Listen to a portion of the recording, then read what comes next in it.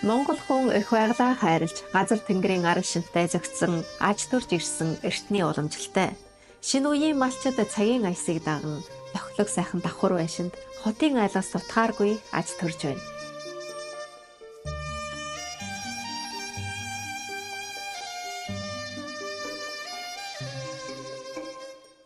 Бид Өвөр Монголын Шилэнгол аймгийн зүүн үзэмчин хошууны ээж нуур суурьны малчин Энхбатынд дөрөв мултлав.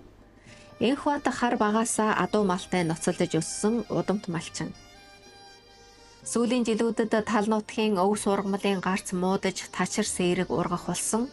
Үүний хажуугаар малын тоо хэд нэмэгдэж, эколог муудаж байна. Гэвч Энхбат үүнийг зүгээр хараад суусангүй. Малынхаа үйлдвэр ухсааг сайжруулж, тооны араас хөөцөлдөлгүй чанарт анхаарч, цөөн боловч ашиг шимтэй мал өсгөж байна. Түүний зэрэгцээ дэд үтэц бүтээн байгуулалт сайн хийж, мал аж ахуйн үр ашгийг ихээхэн дээшлүүлээд байгаа юм а.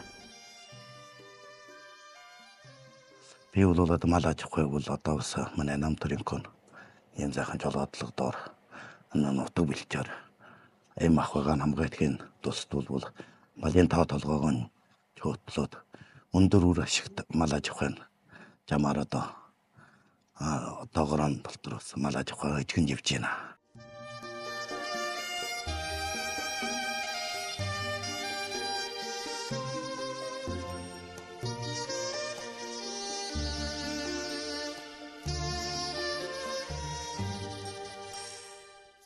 Хүрээлэн байгаа орчин байгаль экологоо хамгаалахад малаан цөөлж үйлдвэр ухсаагаа сайжруулах нь зөв гэж Энхбат үздэг.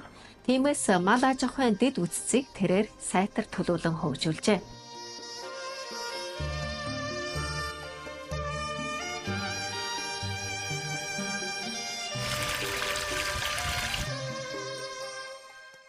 Хүүхдүүдийнхээ эрдэм боловсролд ихэд анхаардаг Энхбатын хоёр охин ганц хүн бүгд их сургуулийн өндөр босхийг давж эрдмийн их замд жолоо залжээ.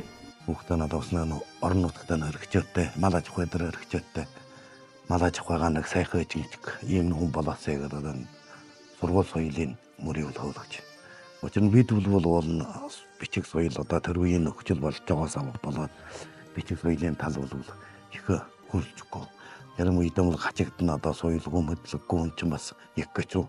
Одоо энэ сүлж хаалгаа одоо их хөгжсөн чагтар бид ч юм бол заримдаа бас дийлэхгүй шүү. Зарим юм бол одоо бас нэрэн гүнчгээ ойлгодийлэхгүй, моддийлэхгүй. Одоо тэгээд одоо манай ерөнхийдөө манай малчаардын үжил ухамсар бол дөөшилж, малчин хүний үжил ухамсар дөөшилж, соёл сургаа хүмүүдлийг бол төргүүн байран дээр тавьж байна. Тэгээд одоо ингээд нэг сайхан соёлтой мэдлэгтэй өдөөрн нутагтаа нэг гоё сайхан ийм нэг тустай ийм нэг сайхан малчин, соёлтой малчин болох юм одоо. Одоо бараг бүхэн малтууд бол бараг одоо бүр шаардлагач байна. Яргалын үеч хий. Өнгөрсөн. Яа. Тэдэр мөрөж сургуультай хүмүүст юмнээд өгөө. Малын эмч мэрэгжил эзэмссэн ганц хүн их сургуулаа төгсөөд нутаг усандаа ирж аавынхаа дэрэгд дадлагшин шин цагийн хөдөө аж ахуйд хүч сорж явна. Энхбат хүүхдүүдээ эрдэм номтой, ажил алавтай, олонд тустай хүн болгож хүмүүжүүлэхийг хичээсээр ирсэн нь баялалаа олжээ.